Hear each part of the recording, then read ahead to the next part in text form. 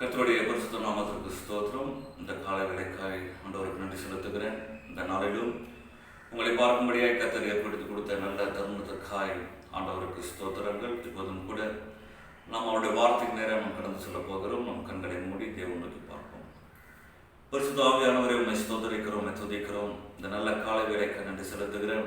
கர்த்தர் நல்லவர், அவர் கிருபை என்றும் உள்ளதற்காய் ஸ்தோத்திரம். கர்த்தர் மாறாதவர், அவர் கிருபை என்றும் உள்ளதற்காய் ஸ்தோத்திரங்கள் ஆண்டவர். இந்த காலவேளையிலும் கூட என் தேவனே எங்களோடு இடைப்படும்படியாய் செபிக்கிறோம். இந்த வார்த்தைகளுக்கு நேரே வருவதாக, உங்களுடைய பிரசன்னம் இருக்க செபிக்கிறோம். எல்லா தடைகளும் விலகுவதாக. நீர் மாத்திரம் எங்களோடு கூட பேசுங்கப்பா. நீங்க பேசுங்க, நாங்கள் கேட்கட்டும். நீங்க பேசுங்க டேடி, எங்களோடு இடைப்படுவீராக. எங்களுக்கு தேவையான வார்த்தையை தாங்கப்பா. ஆசீர்வதிங்க, பெரிய காரியங்களை செய்யுங்க. இயேசு நாமத்தில் செபிக்கிறோம் நல்ல பிதாவே. அல்லேலூயா. எடுத்துக்கொள்ளும் ஆதியாகமம் புத்தகம் 3வது அதிகாரம் 7-9 முடிவுள்ள வசனங்கள். ஆதியாகமம் 3வது அதிகாரம் 7-9 முடிவுள்ள வசனங்கள். அப்போது அவர்கள் இருவருடைய கண்களும் திறக்கப்பட்டது. அவர்கள் தாங்கள் நிர்வாணிகள் என்று அறிந்து அத்திலைகளை தைத்து தங்களுக்கு அரைக்கச்சைகளை உண்டு பண்ணினார்கள். பகலில் குளிர்ச்சியான வேளையிலே தோட்டத்தில் உலாவுகிற தேவனாகிய கர்த்தருடைய சந்நிதிக்கு கர்த்தருடைய சத்தத்தை அவர்கள் கேட்டார்கள்.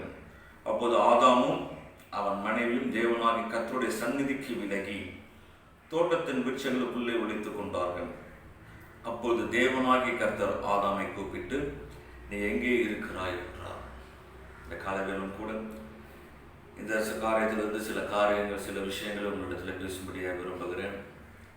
கர்த்தர் ஆதாமை ஏவாளை சிருஷ்டித்த அந்த நாட்களில் அவர்கள் நல்ல சரியான இடத்துல வைத்து ஆண்டவர் அவளை பராமரித்தார், போஷித்தார். எல்லாவற்றையும் நாம் அறிந்திருக்கிறோம்.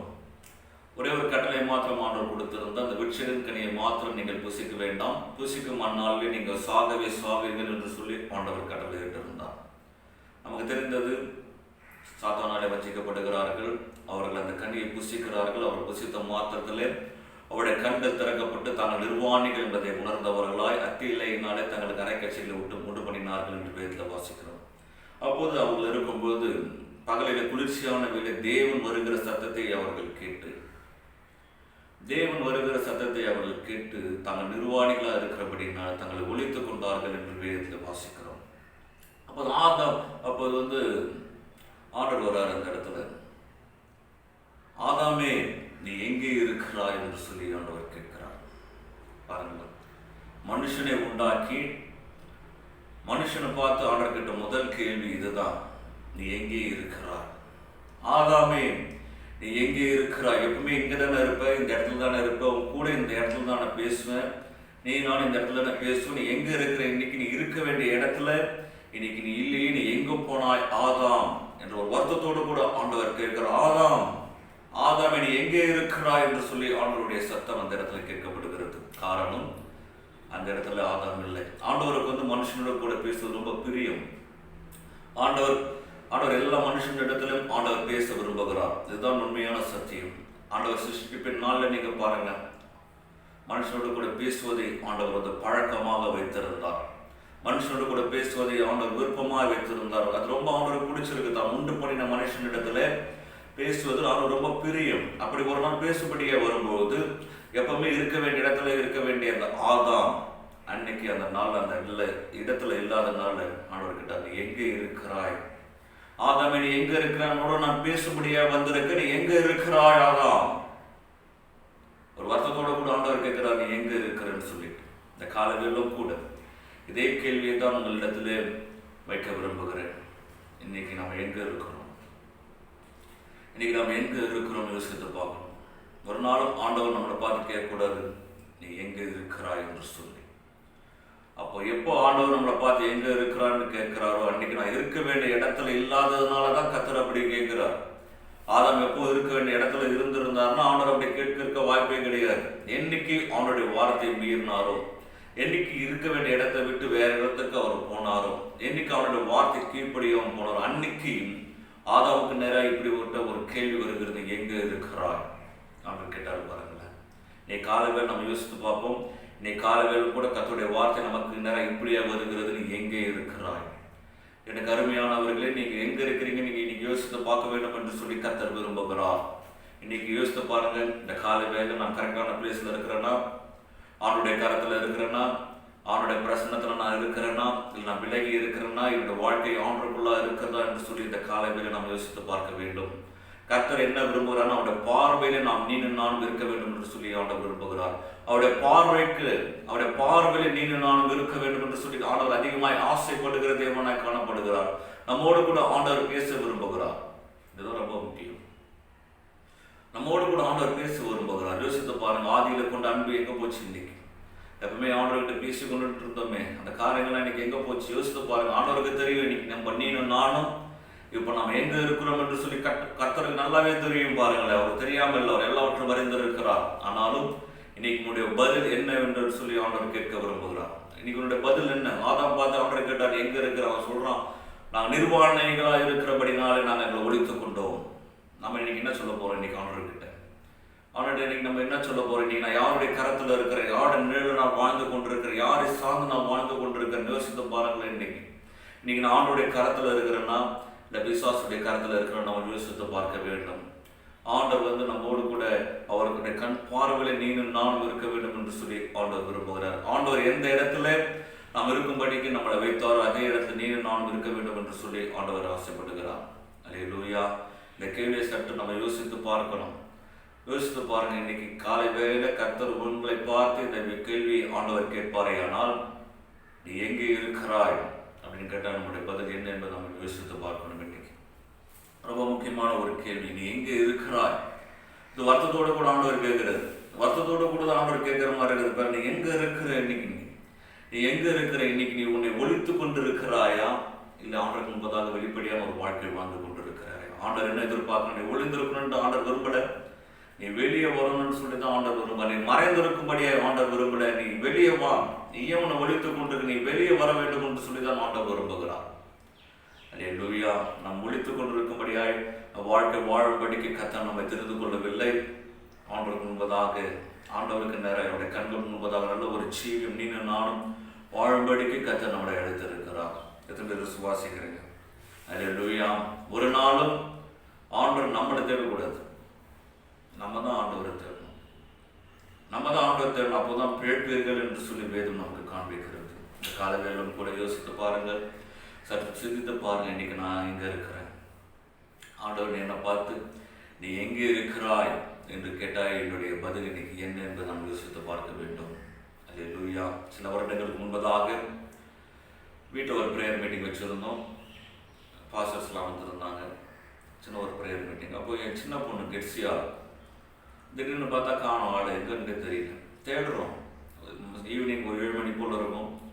எங்கே போனான்னு தெரியல. கெட்சியா வீடு ஃபுல்லாக அந்த காம்பவுண்ட் ஃபுல்லாக தேடுறோம், காணவே காணும். ஒரு மாதிரி பயம் வந்துடுச்சு. கிட்டத்தட்ட ஒரு 10 நிமிஷமாக தேடிட்டு இருக்கிறோம். எல்லா வீட்டுக்கு போய் பார்க்குறோம். எப்பவுமே அவள் கேட்டை விட்டுலாம் வெளியெல்லாம் போக மாட்டான், வீட்டுக்குள்ளே தான் இருப்பான். திடீர்னு பார்த்தா காணும். ஒரு மாதிரி பயம். கத்துறோம், கெட்சியா நீ எங்கே இருக்கிற? கெட்சியா எங்கன்னு சொல்லிட்டு அவரோட பேரை சொல்லி கத்திக்கிட்டு இருக்கோம் எல்லாருமே, நான் வைஃப் எல்லாரும். சில நேரங்களுக்கு இது என் பொண்ணு பெரிய பொண்ணு சொல்கிறான், டேடி அவள் கட்டில் அடியில் ஒளிஞ்சிட்டு இருக்கிறா. சரி பார்த்தா கட்டில் எண்டில் படுத்துட்டு இருக்கிறான். அவளுக்கு தெரியும் அப்பா தேடுறாங்க, அம்மா தேடுறாங்கன்ட்டு அவளுக்கு தெரியும். இருந்தாலும் வெளியே வர்றதுக்கு மனசு இல்லை. அவள் உணர்ந்திருப்பாளே, ஆனால் அவள் உணர்ந்த என்ன டேடி மம்மி நம்மளை தேடுறாங்க, நம்ம ஒளிஞ்சிருக்கிறது சரின்னு சொல்லி வெளியே வந்தால் டேடி என்ன பண்ணுவார்? சந்தோஷப்படுவார். அதுதான் டேடி எதிர்பார்க்குறாரு. நீ வெளியே வந்து சாரி டேடி நான் தெரியாமல் பண்ணிட்டு சொன்னால் உடனே அவனோட அப்பா என்ன பண்ணுவார்னா பிள்ளையை ஏற்றுக்கொள்வார். அதை தவிர்த்து அவர் பார்த்த உடனே கெட்ஸில் 2 முறை கூப்பிட்டும் பிள்ளை வெளியே வரலை. அப்படின்னா என்ன அர்த்தம்? கர்த்தருடைய வார்த்தைக்கு கீழ்ப்படியாமல், நம்முடைய வார்த்தைக்கு அது கீழ்ப்படியாமல் அப்படியே இருக்கும்போது என்ன நடக்குது? நம்ம கையில் அந்த பிள்ளையோடைய கையோ காலை பிடிச்சி வெளியே இழுக்க வேண்டிய ஒரு நிலையில் காணப்படுகிறார். பிள்ளையோட கையோ காலை பிடிச்சி வெளியே இழுத்து நீ ஏன் இப்படி பண்ண அப்படின்னு கேட்கும்படியான ஒரு சூழ்நிலைக்குள்ள தள்ளப்படுகிறோம். எத்தனை பேருக்கு விளங்குது? இல்லையா? நம்மளும் சில நேரத்தில் நம்ம தான் ஒழிட்டு இருக்கிறோம். அவர் நம்மளை தேடுறாருன்ற நம்ம உணர்வு வருது. உடனே சாரி கேட்டு அவன்கிட்ட வருவோமே, ஏன்னா நம்ம ஆஸ்வாதமாக இருக்கும். கூப்பிடுறாரு 2 முறை ஆண்டவர் கூப்பிட்ற நீ வெளியே வான்னு சொல்லிட்டு, அப்படியே வெளியே வர மனசு இல்லாமல் அப்படியே இருப்பேன்னு சொன்னால் என்ன அர்த்தம்? நான் கர்த்தருடைய வார்த்தைக்கு செவி கொடுக்கலன்னு அர்த்தம். ஆனால் ஆண்டவர் அப்படியே விடுறது கிடையாது.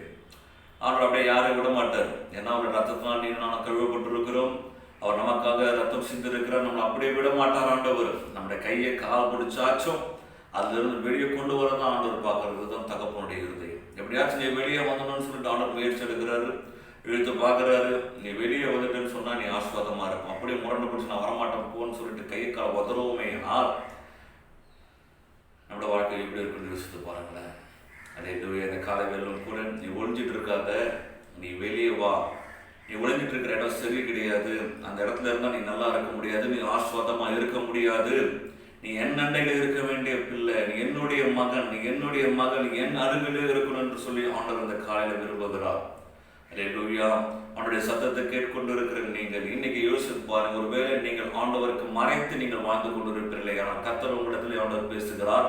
நீங்கள் அதிலிருந்து வெளியே வரும்படிக்கு கர்த்தர் உங்களுக்கு கால் பண்றார், உங்களை கூப்பிடுறார். உடனே வா, வெளியே வா, என் நண்டையிலே இரு, என் கூட இருன்னு சொல்லி ஆண்டவர் உங்களை இருக்கிறார். இதுதான் தகப்பனுடைய இருதயம்.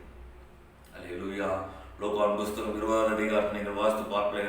லூக்கான் புஸ்தகம் 15வது அதிகாரம் 20லிருந்து 25 உள்ள வசனங்கள் வாசித்து பார்க்கும்போது லூக்கான் புஸ்தகம் 15வது அதிகாரம் 15வது அதிகாரம் 20லிருந்து 24 உள்ள முடிவுள்ள வசனங்கள். லூக்கா 15வது அதிகாரம்.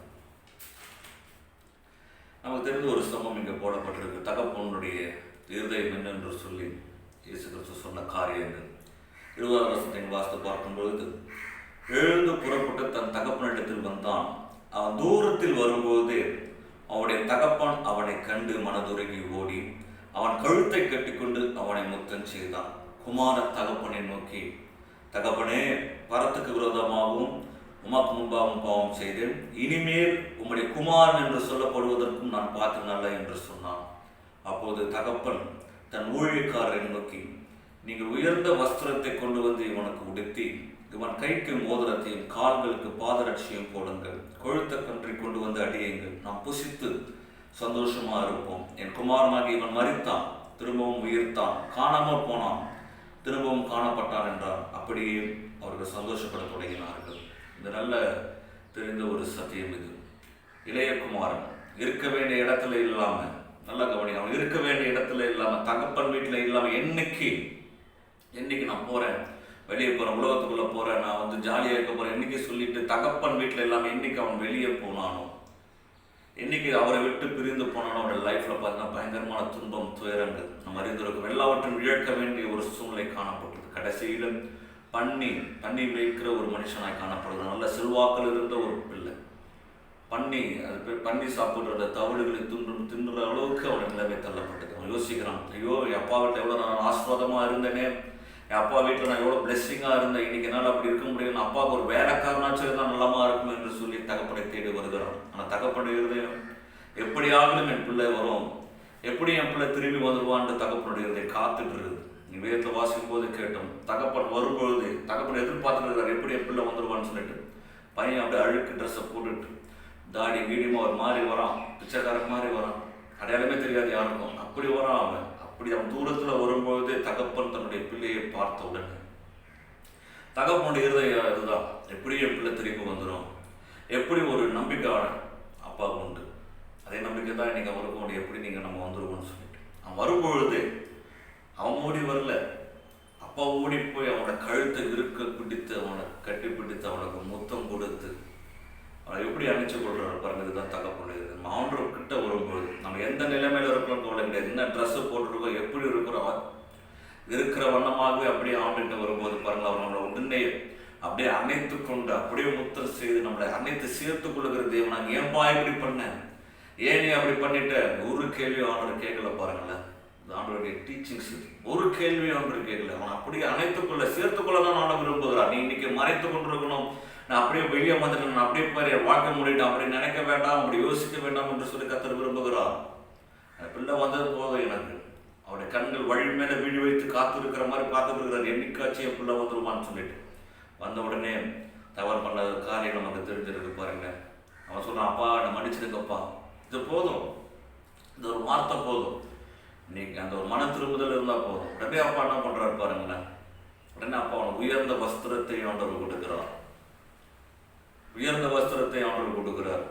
கைக்கு மோதிரங்களை போடும்படிக்கு கட்டளையிடுகிறார். கால்களுக்கு பாதரட்சை போடும்படிக்கு ஆண்டவர் தகப்பன் அந்த இடத்துல சொல்வதை நம்ம வேதத்தில் வாசிக்கிறோம். அன்னைக்கு ஆதாம் அத்தி இலையினாலே ட்ரெஸ் பண்ணிட்டு இருந்தார். ஆண்டவர் அந்த எடுத்துட்டு தோல் உடையினாலே அவருக்கு ட்ரெஸ் பண்ணி கொடுத்தார்.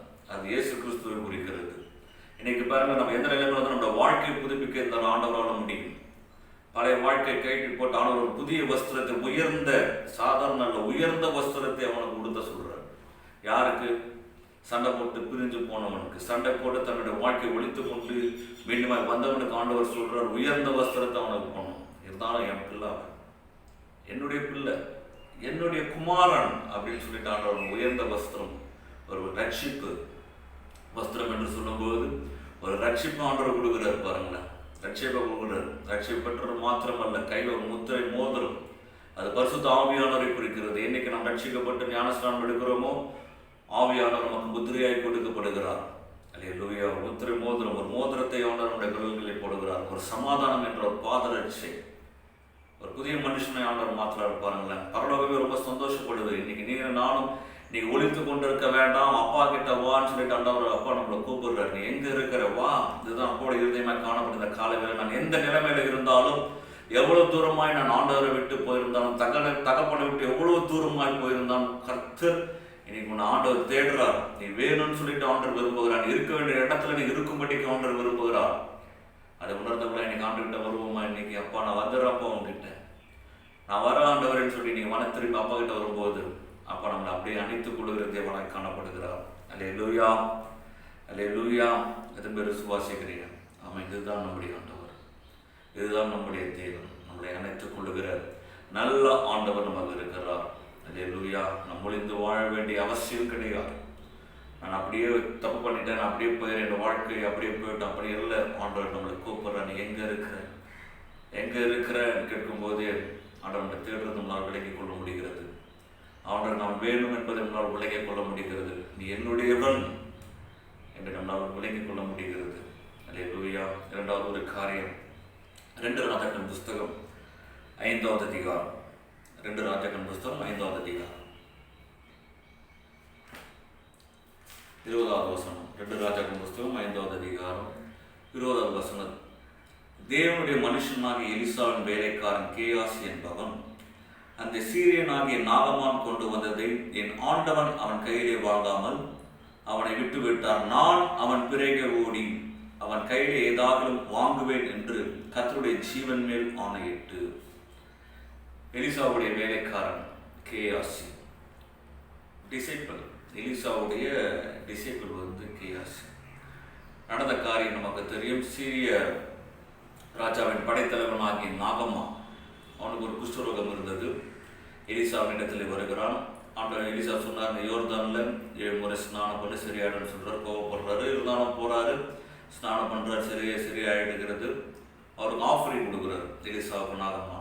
அவர் தட்டுதல் போட்டார், அதான் வாங்க மாட்டேன் அப்படின்னு சொல்லிட்டு. அதை பார்த்து கொண்டிருந்த கேயாசி, அதை பார்த்துட்டு இருந்தார் கேயாசி, டிசைபிள், அவருடைய சீஷன். நான் போய் வாங்கிடுவேன்னு சொல்லிட்டு அவர் கிளம்பிப்பட்டவர் பின்னாடி ஓடி போகிறத இப்போதான் நம்ம இடத்துல வாசித்தோம். பின்னாடி ஓடி போகிறார், எப்படியாச்சும் வாங்கிடணும்னு சொல்லிட்டு. நல்ல இந்த கேயாசி குறித்து பார்க்கும்போது நல்ல விசுவாசமாக இருந்த ஒரு மனுஷன். சூரியமேலுடைய பிள்ளை இறக்கும்போது எலிசா தன்னுடைய தடியை கொடுத்த பண்ணி போய் பிள்ளை மேலே வைன்னு சொல்லும்போது அப்படி ஓடி போய் நல்லா ஃபெய்த்ஃபுல்லாக இருந்த ஒரு மனுஷன் தான். ஆனால் இன்னைக்கு அந்த ஆஃபரிங், அவன் கொண்டு வந்த சில காரியங்களை பார்த்துட்டு அவன் மனசு எலிசாவோடு இல்லாமல் அந்த பணத்து மேலே, அந்த வஸ்திரங்கள் மேலே போயிடுச்சு. பாருங்க, ஓடுறான் பின்னாடி. வேத்து நீங்கள் வாஸ்து பார்க்கும்போது 25, 26வது வசனங்களை வாஸ்து பார்க்கும்போது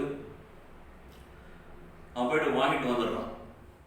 இந்த மாதிரி தீர்க்க தரிசன புத்திரர்கள் வந்திருக்கிறாங்க, அவங்க ஒரு தாளந்து வெள்ளி வேணும், மாற்று வஸ்திரம் வேணும், எலிசா கேட்க சொன்னான்னு சொல்லிட்டு போய் சொல்கிறான். நாகமான் சந்தோஷமாக என்ன, 2 தாளந்து வச்சுக்கோ, நீ இத்தனை வஸ்திரங்கள் வச்சுக்கணும்னு சொல்லிட்டு அவன் கொடுத்து அனுப்ப. நம்ம வீட்டில் வாசிக்க எல்லாம் வாங்கி அவன் வீட்டில் வச்சுட்டு தூரத்தில் அது மாதிரி வந்து நிற்கிறார். அதுதான் 25வது வசனத்தில் வாசிக்கிறோம். பின்பு அவன் உள்ளே போய் தன் எஜமானனுக்கு முன்பாக நின்றான். கேயாசியே, எங்கே இருந்து வந்தாய் என்று எலிசா அவனை கேட்டதற்கு அவன், அடியேன் எங்கும் போகவில்லை என்றான். இந்த காலையிலும் கூட ஒரு கேள்வி அவனை நம்மிடத்தில் கேட்க விரும்புகிறார். எங்கே இருந்து வந்தாய், எங்கே இருந்து வந்தாய்? கேயாசியை பார்த்து எலிசா கேட்டார், எங்கே இருந்து வந்தாய்? எங்கே போயிட்டு வந்த நீ? அவன் சொல்கிறான் கேஸ் எங்கேயுமே போலியே, இங்கே தானே இருந்தேன். அப்போ அது அடுத்த வருஷத்தை வாஸ்து பிறந்த அப்போது அவன் இவனை பார்த்து, அந்த மனுஷன் உனக்கு எதிர்கொண்டு வர தன் ரதத்திலிருந்து இறங்கி திரும்புகிற போது என் மனம் உன்னுடன் கூட செல்லவில்லையா? ஒரே ஒரு கேள்வி எலிசா கேட்கிறார். அவன் ரதத்திலிருந்து இறங்கி உனக்கு நிறைய திரும்பி வரும்போது என் மனம் உன்னோடு கூட செல்லவில்லையா? Was not my spirit with you அப்படின்ற ஆங்கில வேதத்தில் வாசிக்கிறோம். என் மனம் உன்னோடு கூட செல்லவில்லையா? என் மனம் கூட இல்லையா? உனக்கு உணர்வே இல்லையா? என் மனம் கூட வரலையா? அவன் இறங்கி வரும்போது கூட உனக்கு அந்த எண்ணம் இல்லையா? அவன் காசு கொடுப்பது வாங்கும்போது என் மனம் உன்னோடு கூட இல்லையா? அவன் கொடுக்குற வஸ்திரத்தை கை நீட்டி வாங்கும்போது என் மனம் உன்னோடு கூட இல்லையா? ஒரு வருத்தத்தோடு கூட எலிசா தன்னுடைய வேலைக்காரனை கேயாசியை பார்த்து கேட்கிறான். அடுத்த ஸ்தானம் எலிசாவுக்கு அடுத்து இந்த கேயாசி தான் வரணும், தீர்க்கதரிசியாக வரணும். ஆனால் அவருக்குள்ள அந்த கேயாசுக்குள்ள அந்த தரிசனம் இல்லை. தன் எஜமான போல் தானும் வரன்ற எண்ணம் இல்லை. பாருங்களேன், இன்னைக்கு உலகத்தை பார்த்தோம், அந்த காசு பணத்தை பார்த்த உடனே அவனுடைய மனம், எலிசா கூட அவ்வளோ நாள் இருந்த அவனுடைய ஸ்பிரிட்டு அந்த சாதாரண ஒரு உலக பிரகாரமான காரியங்களை பார்த்த உடனே எலிசா விட்டு போயிடுச்சு. வருத்தத்தோடு கேட்கிறாரு எலிசா, என் மனம் உன்னோட கூட செல்லவில்லையா?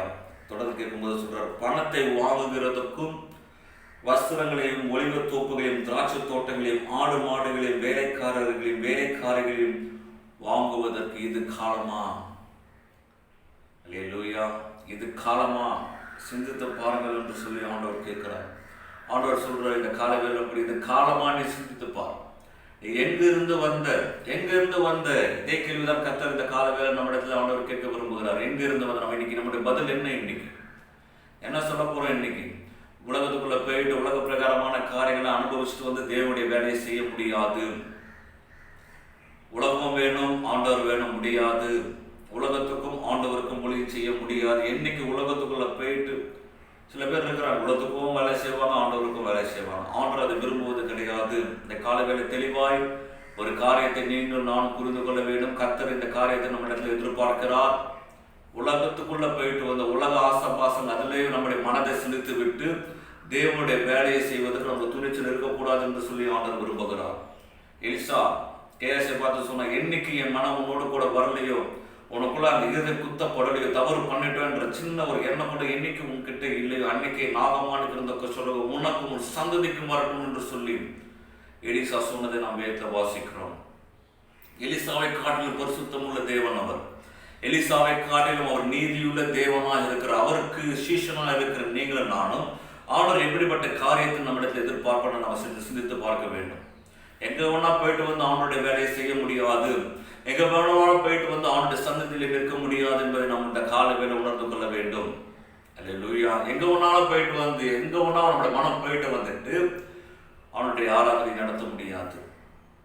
நம்முடைய மனம் எங்க ஒன்னா போயிட்டு வந்து கர்த்தருடைய வார்த்தை சொல்ல முடியாது, ஜெபம் நடத்த முடியாது. பண்ணலாம் எல்லாம் பண்ணலாம், எங்க ஒன்னா போயிட்டு வந்து வேலையை பண்ணலாம். ஆனால் ஆண்டவர் அதை அங்கீகரிக்க மாட்டார். ஆண்டவருக்கு அது பிரியம் கிடையாது. ஆண்டவருக்கு அதே கேள்விதான், நீ போனே அப்போ என் மனம் உன்னோட கூட இல்லையா? என் ஸ்பிரிட்டு உன்னோட கூட இல்லையா? அந்த பாவத்தை செய்ய போனியே, அப்போ என் மனம் உன்னோடு கூட இல்லையா? அதை வாங்குறத கை நீட்டினியே, அப்போ என் மனம் உன்னோடு கூட செல்லவில்லை. இதுதான் ஆண்டவருடைய இருதயம். இதுதான் ஆண்டவருடைய இருதயமா இருக்குது. பாருங்க, என் மனம் உன்னோடு கூட வரலையா? அவன் இறங்கி வரும்போது என் மனம் உன்னோடு கூட இல்லையா? நீ போனியே, கை நீட்டினியே, பரிதானம் வாங்கினியே, தவறு செய்யும்படிக்கு கை நீட்டினியே.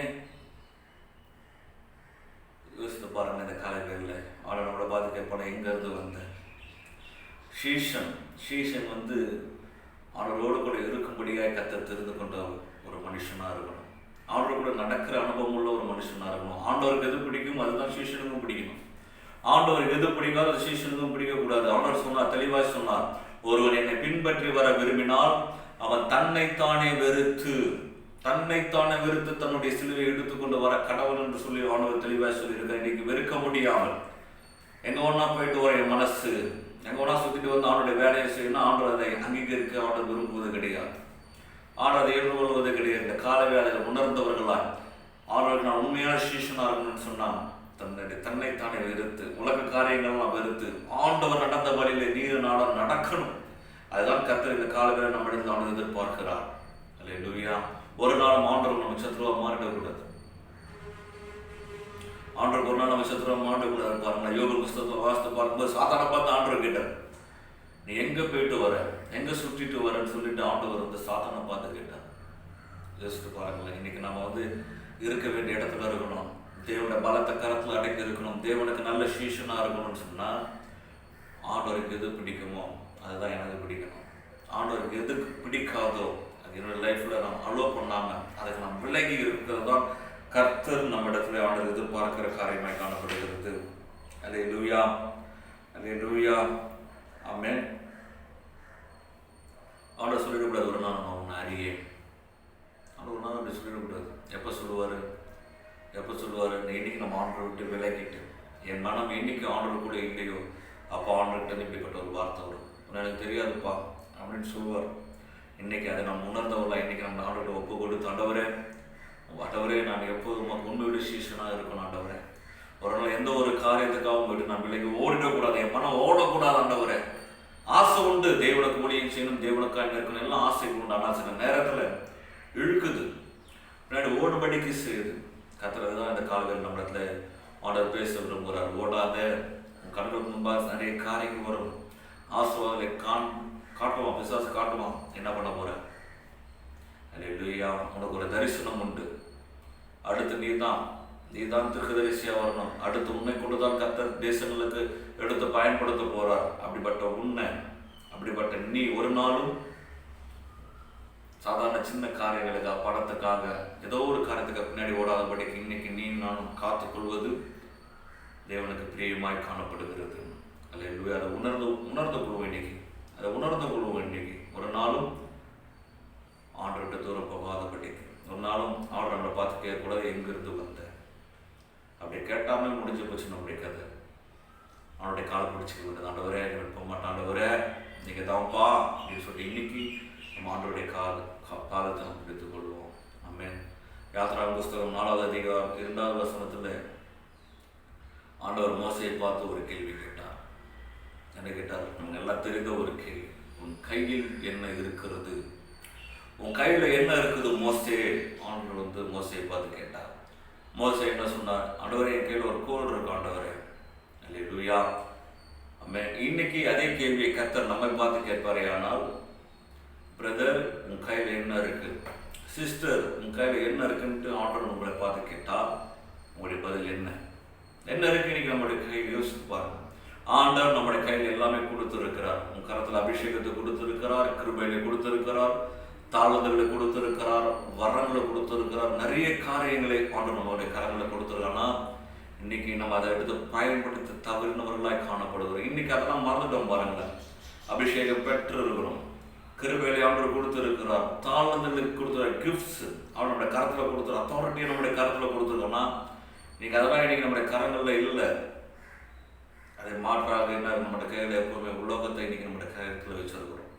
உலகத்தை இன்னைக்கு நம்முடைய கரத்தில் வச்சிருக்கிறோம். உலகம் செல்போன் அப்படின்னு சொல்லிட்டு உலக பிரகாரமான காரியங்கள் தான் இன்னைக்கு நம்முடைய கரத்தில் இருக்குது.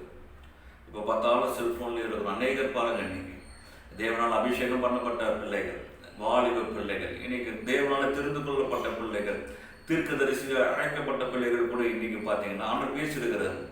உங்களுக்கே தெரியும் ஆண்டவர்கள் குறித்து என்ன பேசினார் சொல்லிட்டு. ஆனால் இன்னைக்கு உங்களுடைய கையில் என்ன இருக்குது? அதெல்லாம் இருக்குதா?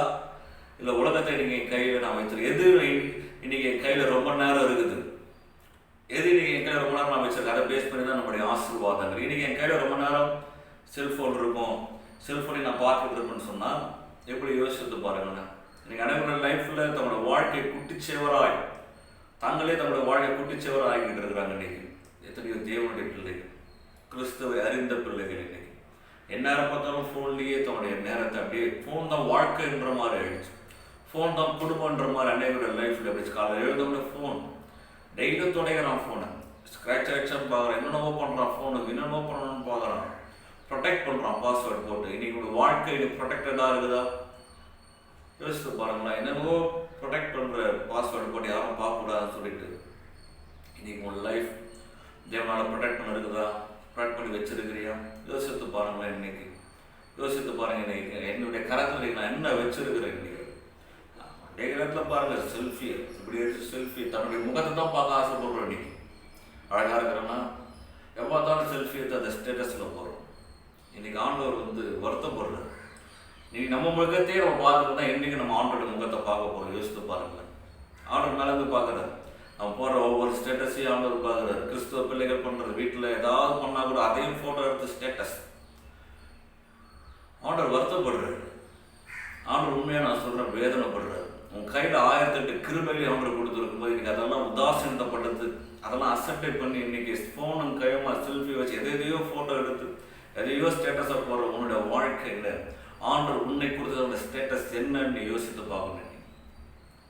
நைட்டு 12 மணி ஆனால் 1 மணி நேரம் ஸ்டேட்டஸ் போடுற உன்னுடைய வாழ்க்கையில் நைட்டு 1 மணி 12 மணிக்கெலாம் என்னால் ஜெபம் பண்ண முடியுதா? இல்லை வேத வாசிக்கிற என்ன பண்ணுற? யோசித்து பாருங்களேன். இன்றைக்கி ஃபோன் தான் வாழ்க்கையை ஆகிடுச்சு, ஃபோன் தான் உலகமாக ஆகிடுச்சு. இன்றைக்கி அப்படியே அதுக்கு பின்னாடி அப்படியே போயிட்டுருக்குறோம். ஃபோன் எல்லாம் இருக்கவே முடியல. ஒரு பையன் ஃபோன் வச்சா திடீர்னு ஏதோ ஒரு ப்ராப்ளம் ரிப்பேர் ஆகிடுச்சுன்னா பார்த்தீங்கன்னா அவனால் ஒரு மாதிரி பைத்தியம் பிடிச்ச மாதிரி ஆயிடுறான். ஆண்டவர் வருத்தப்படுறார், ஆண்டவர் துக்கப்படுறார். இன்னைக்கு ஃபோன் கையில் வச்சுட்டு அவன் தன்னுடைய அபிஷேகங்கள் இழந்தவர்கள் அநேகர், தரிசனங்களை இழந்தவர்கள் அநேகர். அதை பார்த்து 5 நிமிட சந்தோஷத்திற்காக, ஒரு சிற்றின்பதற்காக தேவையற்ற காரியங்களை இன்னைக்கு பார்த்து ஃபோனில் ஆபாச வலைத்தளங்களுக்குள்ளே போய் ஆபாச படங்களை பார்த்து இன்னைக்கு எத்தனையோ பிள்ளைய தன்னோட வாழ்க்கையை சீரழிச்சுட்டு இருக்கிறாங்க. கொஞ்ச நேரம் சந்தோஷத்துக்காக, கொஞ்ச நேரம். இந்த கண் இருக்குது தெரியுங்களா? இந்த கண் எதை பார்த்து ரொம்ப கேர்ஃபுல்லாக இருக்கணும். நீ கேட்குற காரியங்கள் மறந்து போயிடும். நீ யோசித்த இன்னைக்கோ ஒருத்தர் பேசின திட்டத்தை கூட சம்டைம்ஸ் மறந்து போகிறான். இந்த கண்ணில் பார்க்குற காரியங்கள் அது அப்படியே ஆத்மாவுக்குள்ளே போயிடுது. அப்படியே அது மறக்கவே மறக்காது. இன்னைக்கு நம்ம பார்க்குற தவறான காரியங்கள்லாம் அப்படியே ஸ்டோர் ஆகிடும், ரெஜிஸ்டர் ஆகிடும். எப்போ ஒன்றும் அது நாம் 10 பிசாசு காமிப்பான். பார்த்த காரியம் அப்படியே லிட்டரலாக அவங்க கண் முன்னாடி காமிப்பான். நம்ம டைரெக்டாக பார்க்கறதுனால அந்த காரியங்கள் நிற்கும் நம்முடைய மைண்டில். நம்முடைய கண்கள் அக்னியாக இருக்கும்படி ஆண்டவர் விரும்புகிறார். நம்முடைய கண் ஃபயராக இருக்குன்னு சொல்லிட்டு ஆண்டவர் விரும்புகிறார். ஆனால் பிசாசு என்ன பண்ணுறான்? அந்த கண்ணில் தண்ணி எடுத்து ஊற்றிடுறான். இதை பாரு, அதை பாரு, இதோட சூப்பராக இருக்கு பாரு, டிக்டாக் பாரு, இந்த வீடியோஸை பாரு, அதை பாரு, ஃபேஸ்புக்கில் பாரு, அவனை பாரு, இவனை பாரு, சேட் பண்ணு, இதை பண்ணுன்னு சொல்லிட்டு இன்னைக்கு ஆண்டருக்குள்ளே இருந்து நம்ம பிரிப்பதற்கு நம்ம கையிலே சில நம்மளே வச்சுட்டு இருக்கிறோம். யோசித்து பாருங்களேன், யோசித்து பாருங்கள். சின்ன ஒரு காரியத்துக்காக பரிசுத்த ஆவியானவர் துக்கப்படுத்தாதபடிக்கு இன்னைக்கு நம்ம கொஞ்சம் உயிர்த்து கொண்டால் நலமாக இருக்கும். ஆண்டவர் சொன்னார், மோசே பார்த்து உன் கையில் என்ன இருக்குது? ஆண்டவர் சொன்னார், மோசே சொன்னால் கோல் இருக்குது, அதை போட்டுன்னு சொன்னார்.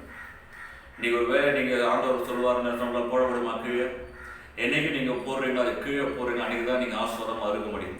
என்றைக்கு இதை வேணாம்னு சொல்லிட்டு உதறீங்களோ அன்றைக்கி தான் உங்கள் வாழ்க்கையில் கர்த்தர் பெரிய காரியங்களை செய்ய முடியும். அன்றைக்கி தான் இன்றைக்கி அதை அபிஷேகம் பண்ணப்பட்ட கண்களோடு கூட நீங்கள் வேதத்தை பார்க்கும்போது தான் கர்த்தர் உங்களோடு கூட பேசுவார். கண்டதை பார்த்து உங்களுடைய கண்கள் கெட்டுப்போன கண்களோடு கூட நீங்கள் வேதத்தை வாசிக்கும் பொழுது, வேதத்தை பார்க்கும்போது வேதத்தில் இருக்கிற வார்த்தைகள் மூலமாக கர்த்தர் நம்மிடத்தில் பேச முடிவது கிடையாது. நம்முடைய கண்கள் வேதத்தில் அதிசயங்களை பார்க்க முடியாது. கர்த்தருடைய வார்த்தை நமக்கு வராது. ரொம்ப முக்கியம். இன்னைக்கு இந்த கண்ணை ஆண்டவர் என்பதாக பரிசுத்தமாய் அக்னியாக இருக்கும்போது தான் பாருங்கள் கர்த்தர் வேதத்தை கொண்டு உங்களோட கூட பேசுவார். நீங்கள் படிக்கும்போது கர்த்தருடைய வார்த்தை உங்களுக்கு வெளிப்படும். மாறாக கண்டதை பார்த்து கண்ணை அப்படியே குருட்டாக்கி வச்சுக்கொண்டு வேதத்தை வாசிக்க முடியாது. கர்த்தர் பேசுவது கிடையாது. அநேகருக்கு இன்னைக்கு வெளிப்பாடு கிடையாது வேதத்தில் இருந்து. காரணம் அவனுடைய கண்கள் அப்படியே மழைக்கு வச்சிருக்கிறான். இன்னைக்கு ஒருத்தர் இன்னைக்கு உணர்ந்தவர்களா அதை இன்னைக்கு நம்ம உணர்ந்து ஈடுபட்ட சிற்றின்பங்களுக்கு, ஈடுபட்ட ஆபாசமான காரியங்களுக்கு இன்னைக்கு நம்மளை விலைக்கு காத்துக்கொள்வது பாருங்க. கர்த்தர் உங்களோட வாழ்க்கையில் அவனோட பெரிய காரியங்களை ஆண்டவர் செய்வார். மறுபடியும் சொல்றேன், உங்களுக்குள்ளாக இருக்கிற பரிசுத்த ஆவியானவரை துக்கப்படுத்தாதிருங்கள். ஆண்டவர் வேதனைப்படுறாரு, ஆண்டவர் துக்கப்படுறாரு. உள்ள பரிசுத்த ஆவியானவர் வச்சு கூட நீ பார்க்குற காரியங்கள் ஆண்டவர் துக்கப்படுறாரு. நாள் ஒன்று போது ஆண்டவர் உள்ள இருக்க முடியாது ஆவியானவரால். நான் சொல்ல விரும்பல. இன்னைக்கு அதை உணர்ந்தவர்களாய் நான் பரிசுத்த ஆவியானவரை துக்கப்படுத்துன்ற உணர்வு இன்னைக்கு உங்களுக்குள்ள வரட்டும். உனக்குள்ள இன்னைக்கு வரட்டும். ஐயோ ஆண்டவர் நான் துக்கப்படுத்திட்டேன்னு சொல்லிட்டு உணர்வு வரட்டும். உணர்வு வந்து இன்னைக்கு ஆண்டவர்களை நீ மறுபடியும் வந்து ஆண்டவரே தவறு பண்ணிட்டேன், எனக்குள்ள நீங்கள் மீண்டுமாய் வாங்கன்னு சொல்லிட்டு ஆவியானவர் கூட இணைகிற ஒரு அனுபவத்துக்குள்ள நீங்கள் நான் கடந்து போகிறேன். அல்லேலூயா. எனக்கு மோசம் போட்டு ஓட்டுறான் பாருங்களேன். அதுதான் ஆண்டவர் விரும்புகிறார். ஃபோன் தேவைதான் இல்லைன்னு சொல்லலை. தேவையான காரியங்களுக்கு மாத்திரம் எடுத்தால் அது நலமாக இருக்கும். தேவனுக்கு புரதமாய் பாவம் செய்வது எப்படி என்று சொல்லிட்டு அன்றைக்கி யோசிப்பு ஓடினார் பாருங்கள். அதுதான் கர்த்தர் நம்ம இடத்துல ஆண்டவர் எதிர்பார்க்கிறார். அல்லேலூயா. நம்முடைய கரத்தில் வேதம் தான் இருக்கணும். உன் கையில் என்ன இருக்குன்னு கேட்டால் நம்ம சொன்ன ஆண்டவர் என் கையில் வேதம் இருக்குது ஆண்டவர். ஆண்டவர் உன் கையில் என்ன இருக்குன்னு கேட்டால் ஆண்டவர் என்கிட்ட உங்களோட வார்த்தை இருக்கு ஆண்டவர்னு சொல்லுகிற தக்கதாய் இன்னைக்கு அவருடைய சீஷலாக இருக்கிற நம்ம அப்படி இருக்கணும். ஆண்டவர் என்கிட்ட உங்களோட வார்த்தை இருக்கு ஆண்டவர்னு சொல்லிட்டு தைரியமாய் சொல்கிற அளவுக்கு அன்றைக்கி நம்மளுக்கு அப்படிப்பட்ட காரியங்கள் இருக்கும். இன்னைக்கு நிறைய நமக்கு நேரங்கள் இருக்குது. 40 days லாக்டவுனில் இருக்கிறோம். யோசித்து பாருங்கள் என்ன பண்ணுறது இந்த நாட்கள். இந்த நாட்களை நம்ம புதுப்பித்துக் கொள்ளணும். நம்ம ஆவிக்குரிய ஜீவியத்தை புதுப்பித்துக் கொள்ளணும். நல்ல ஒரு புதிய மனுஷனாக மாறணும். ஆவிக்குரிய வரங்களை பெற்றுக்கொள்ளணும். அவனுடைய சமூகத்தில் ரொம்ப நேரம் காத்திருக்கணும். அவனுடைய வேதத்தை தியானிக்கணும். இன்னைக்கு இந்த சாப்டர் முடிக்கணும். நிறைய நேரம் அவனுடைய வேதத்தில் அவனுடைய சமூகத்தில் நாம் செலவிட பழகிக்கொள்ள வேண்டும். நல்ல ஒரு நாட்களை அவனர் கொடுத்துருக்கிறார். இந்த நாட்களை நீங்கள் பிசாசுக்கு கொடுக்காம, உலகத்துக்கு கொடுக்காம, கண்ட காரியங்களை கொடுக்காம, தேவனுக்கென்று இந்த நேரங்கள் நீங்கள் பயன்படுத்தும் போது பாருங்க, கர்த்தர் எந்த நோக்கத்தோடு கூட கர்த்தர் உங்களை தெரிந்து கொண்டாரோ, உங்களை அழைத்தாரோ, உங்களை தூக்கி எடுத்தாரோ, நிச்சயமாய் அதை நிறைவேறும்படி ஆண்டவரை உருவாக்குவார். இந்த நாட்கள் நம்ம உருவாகும்படியே கர்த்தர் கொடுத்திருக்கிற நாட்கள். தயவாக உணர்ந்து அவனுடைய சமூகத்தில் உங்களை கொடுத்து, அவனுடைய சமூகத்தில் நெடுநேரமாய் அவனுடைய சமூகத்தில் மணி நேரம் காத்திருந்த வேதத்தையும் அவனுடைய வார்த்தையும் தியானிக்க இன்னைக்கு நம்மளை புதுப்பித்துக் கொள்ள வேண்டும். இன்னைக்கு ஆண்டு விரும்புகிறார். அல்லேலூயா, அல்லேலூயா. தூக்கி போட்டுருவோமா? தூக்கி போடுவோம். அது ஒரு நாளும் உன் வாழ்க்கை அழகுபடுத்தாது. உன் வாழ்க்கை அது ஒரு நாளும் அழகுபடுத்த முடியாது. நீங்க அதை தூக்கி போட்டு காலை போட்டு மிதிச்சுட்டு கர்த்தர் பாருங்களேன். நம்ம எடுக்கிற முயற்சி, நம்ம எடுக்கிற பிரயாசங்களை பார்த்தாலும் ஒன்று கனப்படுத்துவா. எதுவுமே பண்ணாமல் அப்படியே முடியாது. கர்த்தர் உன்னை நேசிக்கிறார். கர்த்தர் உன்னை அன்பா இருக்கிறார். நீ ஆண்டவருக்கு வேணும்னு சொல்லி தான் கர்த்தர் கொண்டதில் அவனை பேசி கொண்டு இருக்கிறார். உன்னை குற்றப்படுத்தவோ உன்னை குத்தவோ ஆண்டவர் விரும்புவது கிடையாது. நீ ஆண்டவருக்கு வேணும், இதிலிருந்து நீ வெளிவர வேண்டும் என்று சொல்லி கர்த்தர் விரும்புகிறார். ஆமென். அதை உணர்ந்தவரெல்லாம் இன்னைக்கு தூக்கி போட்டுருவோம். தூக்கி போடாது. உன்னை வாழ்க்கை அது உதவாது. இனியும் உன் கையில வேதமும் அவனுடைய வார்த்தையும் உட்கார்ந்து அவனுடைய சமூகமாக இருக்கும். இல்லையா? மாற்றுக்கொள்வோம். ஸ்டேட்டஸ் போடுற தப்பு, அதில் என்ன தப்பு இருக்கிறவங்கள யோசிக்கலாம். அதான் சொல்கிறேன், எவ்வளோ நேரம் நீ அதை பார்க்குறீங்க முடிச்சிட்டு கதை. ஆமென். அதை உணர்ந்தவளை இந்த காலையில் ஒரு தீர்மானத்தை நம்ம எடுத்துக்கொள்வோம். நீ என் கையில் அதிகமாக வேதம் தான் இருக்க போகுது. அவனுடைய வார்த்தையை தான் நான் பார்க்க போகிறேன். இந்த ஃபோன் இப்படிப்பட்ட காரியங்கள்லாம் நான் தொட போகிறது கிடையாது அப்படின்னு சொல்லி ஒரு பெரிய தீர்மானத்தோடு கூட இந்த காலையில் அவனுடைய சமூகத்தை நான் சிபிக்க போகிறோம். கொஞ்சம் நேரத்தில் கடைசியாக ஒரு காரியத்தை சொல்லி நான் முடிக்க விரும்புகிறேன். யோவான் புஸ்தகம் 5வது அதிகாரத்தை நீங்கள் வாசித்து பார்க்கும்பொழுது, யோவான் புஸ்தகம் 5வது அதிகாரத்தில் 5, 6 உள்ள வசனங்கள் வாசித்து பார்க்கும்பொழுது, அந்த இடத்துல 38 வருடமாய் வியாதியில் ஒரு மனுஷனை ஆண்டவர் தேடி போவதை நம்ம இடத்துல வாசிக்கிறோம். 38 வருடமாய் அந்த பெதஸ்தா போல எப்போ கலங்கம், எப்போ விழுந்து தன்னுடைய சரீரத்தை சுகப்படுத்திக் கொள்ள காத்து கொண்டிருந்த, நெடுநாளாய் பல ஆண்டுகளாய் காத்து கொண்டிருந்த மனுஷனை போய் ஆண்டவர் பார்த்து ஒரே ஒரு கேள்வியை கேட்டார். நீ சொஸ்தமாக வேண்டும் என்று சொல்லி நீ விரும்புகிறாயா? அதுதான் இன்னைக்கு நம்ம இடத்துல ஆண்டவர் கேட்கிறார். உனக்கு ஆசை இருக்கா? குணமாவனோட ஆசை இருக்குதா? நீ சொஸ்தமாக வேண்டும் என்று சொல்லி விரும்புகிறாயா? நீ நம்முடைய பதில் என்ன? அவன் சொல்கிறான், ஆண்டவரே இந்த குளம் கலக்கும்போது என்னால் என்னை கொண்டு போகிறதுக்காக சாக்கு போக்கு சொல்லிட்டு இருக்கிற சாக்கு போக்கு சொல்கிறது ஆண்டு விரும்பல. சுகம் வேணுமா வேணாமா? நீ சொஸ்தமாக வேணும் என்று விரும்புகிறாயா இல்லையா? ஆண்டோடைய இறக்கம் அது. அவன் சொன்ன பதில் ஆண்டவருக்கு பிடிக்கல. ஆள் இல்லை, இது இல்லை, போக முடியல. ஆண்டவர் என்ன சொன்னார்? எழுந்துரு. ஆண்டவர் சொன்ன ஒரே காரணம், எழுந்துரு. ஃபர்ஸ்ட் இந்த இடத்துல எழுந்து உன் படுக்கை எடுத்துக்கொள்ள நட என்று ஆண்டவர் சொல்ற. முதல்ல எழுந்துரு, இந்த இடத்துல இருந்து. அல்லேலூயா. ஆண்டவர் நம்ம இடத்துல ஆண்டவர் பேசுகிற, எழுந்துரு. நீ சொஸ்தமான வேணும்னு விரும்புறியா? குணமாகணும்னு சொல்லிட்டு நீ விரும்புறியா? உன் ஆத்மா பரிசுத்தமாகணும்னு சொல்லிட்டு விரும்புறியா? ஆண்டவர் சொல்றது, எழுந்துரு. அந்த இடத்துல இருந்து நீ ராங் பிளேஸ்ல உட்கார்ந்துட்டு இருக்கு. எழுந்துரு. இந்த எழுந்துக்கு நீ நீ முற்படும் பொழுது, எழுந்துக்கு உன்னை ஆயத்தப்படுத்தி எழுந்திருக்கும் போது பாருங்களேன், கர்த்தர் பெரிய ஒரு மாற்றத்தை உன்னுடைய வாழ்க்கையில ஆண்டவர் சரி. நீங்க எழுந்திருக்க மனசுல நான் அப்படியே உட்கார்ந்துருக்க போறேன், நான் அப்படியே இருக்க போறேன் ஆசை, ஆனால் எழுந்துக்கிறதுக்கு விருப்பம்னு சொன்னா ரொம்ப கஷ்டம். ஆண்டவர் பேசுவார், இடைப்படுவார். நீ கரத்தை கொடுத்தோ கையை கொடுத்தோ தூக்கி விட கூட ஆண்டவர் ஆயத்தமா இருக்கிறாரா? இன்னைக்கு உனக்குள்ள அந்த விருப்பம் இருக்குதா? சொஸ்தமாக வேணும்னு சொல்லிட்டு விரும்புறியா? குணமாகணும், என் ஆத்மா குணமாக்கப்படணும், ஆவிக்குரிய ஜீவியம் சொஸ்தமாகணும்னு சொல்லி விரும்புறியா? ஆண்டவர் தான் கேட்கிறாரு. உன்னுடைய விருப்பத்தின்படி ஆண்டவர் செய்ய போறாரு. இன்னைக்கு உன் விருப்பத்தின்படி ஆக கடவுது என்று சொல்லி ஆண்டவர் சொல்ல போறாரு. விசுவாசப்படி உனக்கு ஆக கடவுது என்று சொல்லி ஆண்டவர் சொல்ல போறாரு. நீ என்ன தீர்மானம் எடுக்க போற? இன்னைக்கு உனக்கு தான் இந்த கேள்வி. நீ சொஸ்தமாக வேண்டும் என்று சொல்லி விரும்புகிறாயா? ஒருவன் சொன்ன ஆண்டவர் சொன்ன எழுதுற அந்த இடத்தை விட்டு நீ எழுந்துரு. நீ எழுந்து உனக்காக வைத்திருக்கிற ஆசை சுதந்திரிக்கும்படி நீ எழுந்துரு. இன்னைக்கு நம்ம எழுந்திருக்க, இன்னைக்கு நம்ம முற்படும் போது நம்ம எழுந்துட்டோம்னு சொன்னா கர்த்தர் பெரிய காரியம் நம்மளோட வாழ்க்கையில் ஆண்டவர் செய்வார். அல்லேலூயா. பெரிய காரியங்கள் ஆண்டவர் செய்வார். இதுக்கப்புறம் நீ நான் யாக்கோபு கிடையாது, யாக்கோபு கிடையாது, நம்ம இஸ்ரவேல். அல்லேலூயா. அன்னைக்கு ஆண்டவர் கேட்டார் யாக்கோபை பார்த்து, பேர் என்ன? அவர் சொன்னார் யாக்கோபு, நீ தேவனோடும் மனுஷனோடும் போராடி வெற்றி கொண்டாய் மேற்கொண்டாய் அப்படின்னு சொல்லிட்டு இனிமேல் உன் பேர் யாக்கோபு கிடையாது, இஸ்ரவேலாய் ஆண்டவர் மாத்தான். இன்னைக்கு நீங்க நானும் ஆவிக்குரிய ஒரு இஸ்ரவேலாய் மாறணும்னு சொன்னா நீ எழுந்துரு, போராடு. வேதம் சொல்லுகிறது, ஓசியா புஸ்தகத்தில் வாசிக்கும் போது யாக்கோபு அழுதானான், அழுது கெஞ்சினான் என்று சொல்லி வேதத்தில் வாசம் அழுறான். ஆண்டவரே நீ என்னை ஆசீர்வதித்தால் வழி, நீ என்னை ஆசீர்வதித்தால் வழி, நான் உண்மை விட மாட்டேன் என்று சொல்லி நைட்ல இருந்து காலையில் வரைக்கும் அவனுடைய பாதத்தை பிடித்து கொண்டான். அல்லேலூயா. இன்னைக்கு யோசித்து பாருங்களேன், ஆண்டவர் நம்ம விட்டுறக்கூடாது. ஆண்டவர் நீ என்னை ஆசீர்வதித்தால் வழி, ஆண்டவர் நான் சொஸ்தமாயின் ஆண்டவர், நான் சொஸ்தமாயின் ஆண்டவர்னு சொல்லி ஆண்டவருடைய சம்பவத்தில் காத்திருக்கும் போது பாருங்க நம்முடைய வாழ்க்கை ஆண்டவருடைய தலைக்கையை ஆண்டவர் மாற்ற. அது வரைக்கும் யாக்கோபா இருக்கலாம். இன்னைக்கு ஆண்டவரை நான் மாறணும். அவட அழுகுறேன். எதுக்கு அழுகுறானா? எதுக்கு என்ன ஆசீர்வாதத்துக்காக அழுகுறாரு? நான் மாறணும் ஆண்டவரே, என் குறைகள்லாம் மாறணும், ஏமாத்தன்மை என்னை விட்டு போகணும், பாவங்கள் என்னை விட்டு போகணும், எத்தனை பேரை ஏமாத்திருக்கிற அதெல்லாம் போகணும். அதுதான் அந்த மாற்றத்துக்காக தான் அழுகுறாரு. வேதத்தில் வாசித்து பார்க்கும்போது அந்த புருஷன் அவனை ஆசீர்வதித்தான் என்று சொல்லி வேதத்தில் வாசிக்கிறான். அதுக்கப்புறம் ஒரு ட்ரெமெண்டஸ் சேஞ்ச் யாக்கோபுடைய லைஃப்ல. அல்லேலூயா.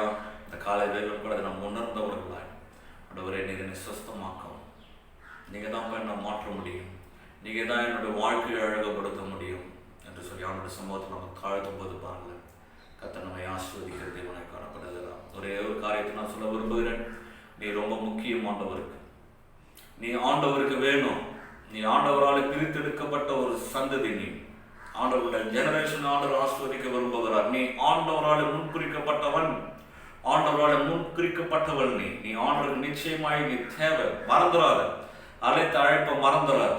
எதற்காக உன்னை தூக்கினார் நீ மறந்துடாத. கர்த்தர் உண்மையில நோக்கமாக இருக்கிறார், கர்த்தர் உண்மையில நினைவாக இருக்கிறார். உணர்ந்து இன்னைக்கு அதை உணர்ந்தவர்களாய் அவனுடைய சமூகத்தில் நம்ம இன்னைக்கு ஒப்பு கொடுக்க போறோம். அவனுடைய சொல்ல போற, ஆண்டவரே நீ இந்த மண்ணை எல்லாம் கண்ணில் போய் நம்ம ஜெபம் பண்ணுவோம். ஆண்டவரே அப்பா, இந்த கால வேலைகளை உங்களுடைய கரத்தில் நாங்கள் தாழ்த்துக்கிறோம். ஆண்டவரே ஒரு நாளும் நீங்கள் தேடும்படியான ஒரு வாழ்க்கை நான் வாழக்கூடாது, அப்படி இருக்கிற இந்த தீய வாழ் நீங்க மன்னிச்சிடுங்கப்பா, மன்னிச்சிடுங்க. அன்னைக்கு ஆதாம் பார்த்து ஆண்டுகிட்ட எங்க இருக்கிற ஆதாம்? ஒரு நாளும் ஆண்டவர் நீர் எங்களை பார்த்து அப்படி ஒரு கேள்வி கேட்காதபடி ஆண்டவர் நல்ல நீர் எங்க எங்களை வைத்து அங்கே இருக்கப்பா, நீர் எங்களுக்கு கிருபை செய்வீராக. ஆசீர்வதிக்கும்படியாக செபிக்கிறோம். உலகத்துக்கு பின்னாடி நாங்கள் போயிடக்கூடாது ஆண்டவரே, உலகத்துக்கு பின்னாடி நாங்கள் போகக்கூடாது. உண்மை சார்ந்து உமக்கு பின்பாக நடக்கிற ஒரு அனுபவம், சிலுவை சுமந்து நடக்கிற ஒரு அனுபவம் எங்களுக்கு நீங்க தாங்கப்பா. நீங்களை ஆசீர்வாதிங்க. உங்களுடைய கரத்துல உங்களுடைய வேதத்தையும் உங்களுடைய வார்த்தையும் தரிசனத்தையும் சுமந்து சொல்லுகிற பிள்ளைகளா இந்த நாள் நீங்க ஆசீர்வதிங்க. நீங்க சொஸ்தமாக எங்களை உருவாக்க, எங்களை மாற்றுங்க டேடி. எங்களை மாற்றும்படியா உங்களுடைய கரத்தை சொல்லி நம்ம மாறணும். தேவன் விரும்புகிற பாத்திரமாய் இந்த நாளில் நீங்களை மாற்றும், எங்களை வணைந்து கொள்ளும்படி உங்களுடைய அன்பை திருக்கரத்துக்குள்ளாய் நாங்கள் தந்து செபிக்கிறோம். நீர் எங்களை உருவாக்கும். எதற்காக நாங்கள் பிடிக்கப்பட்டோமோ, எதற்காக கர்த்தர் நீர் எங்களை தெரிந்து கொண்டுரும், எந்த நோக்கத்தோடு கூட கர்த்தர் எங்களை அழைத்துரும் என்ற லைஃப்ல அது பிளஸடா இருக்கும்படிக்கு இந்த நாள் நீங்க ஆசீர்வதிப்பீராகும். உலக பிரகாரமான காரியங்களுக்கு, சிற்றின்பங்களுக்கு ஐயா உடைய பிள்ளைகள் நீர் விலக்கி காத்துக் கொள்ளும்படியா செபிக்கிறோம். ஒரு பெரிய மாற்றத்தாங்க இந்த நாட்கள்ல உங்க பிள்ளைகளோட நீங்க அதிகமாய் பேசுங்க, பிள்ளைகளோட இடை போடுங்க. கர்த்தர் பெரிய மாற்றத்தை உங்க பிள்ளைகளோட லைஃப்ல நீங்க தந்து ஒவ்வொரு நீங்க ஆசீர்வதிக்கும்படியா செபிக்கிறோம். தேவன் எடுத்து பயன்படுத்துகிற ஒரு பாத்திரமாய் ஒவ்வொரு நீங்க பிளஸ் பண்ணுங்க, ஒவ்வொரு நீங்க ஆசீர்வதிக்கும்படியா செபிக்கிறோம். நல்ல செய்திக்கிற ஒவ்வொரு நீங்க பிளஸ் பண்ணுங்க, ஒவ்வொரு குடும்பங்களையும் ஆசீர்வதிங்க. வேறு இடத்தில் காத்துக்கொள்ளும்படியா, நன்மையும் கிருபையும் உங்களோட வாழ்க்கையில தங்கி இருக்கும்படியாய், குட்டி பிள்ளைகள்லாம் நீங்க பிளஸ் பண்ணும்படியாய், போகில பரிகளுடைய கரம் இருக்கும்படியாய், என் தேவன் ஆசீர்வதிக்கும்படியா உங்களுடைய கருத்தை தந்து செபிக்கணும். நல்ல சுகம் பெறன் ஆரோக்கியம் ஒவ்வொருக்கும் தங்கி இருப்பதாக, உங்களுடைய பாதுகாப்பு இருப்பதாக, உங்களுடைய நிறைவு இருக்க நாங்கள் செபிக்கிறோம். நீங்க பிளஸ் பண்ணுங்க, ஆசீர்வதிங்க, பெரிய காரியங்களை செய்யுங்க. இயேசு நாமத்தில் செபிக்கிறோம் நல்ல பிதாவே, ஆமென். நம்மளாம் சேர்ந்து சொல்வோம், என் ஆத்மாவை கர்த்தரை ஸ்தோத்திரி, என் முழுமே அவருடைய பரிசுத்த நாமத்தை ஸ்தோத்திரி, என் ஆத்மாவை கர்த்தரை ஸ்தோத்திரி, அவர் செய்த சகல உபகாரங்கள் மறவாதே. ஆமென். நம்முடைய கர்த்தராகிய இயேசு கிறிஸ்துவின் கிருபையும் பிதாவாகிய தேவனுடைய அன்பும் பரிசுத்த ஆவியானுடைய அன்பின் மைக்கும் இன்றைக்கும் சதா காலங்களுக்கும் நம் அனைவரோடு வழிநடத்துவதாக.